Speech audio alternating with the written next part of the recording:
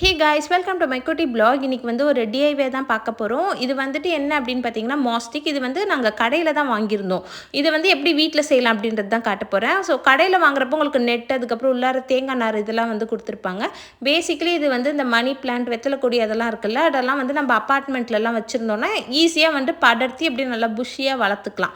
So அதை எப்படி வீட்டில் செய்யலான்னு பார்க்கலாம். ஃபஸ்ட்டு வந்து இதுக்கு தேவையானது வந்துட்டு நமக்கு ஒரு பிவிசி பைப் வந்து தேவை. இல்லாட்டி உங்கள்கிட்ட இது மாதிரி ஏதாவது பைப் வந்துச்சுன்னா கூட நீங்கள் எடுத்துக்கலாம். அதுக்கப்புறம் வந்து சணல் கயிறு கிடைக்கும்ல கடையில், அது வந்து வாங்கிக்கோங்க.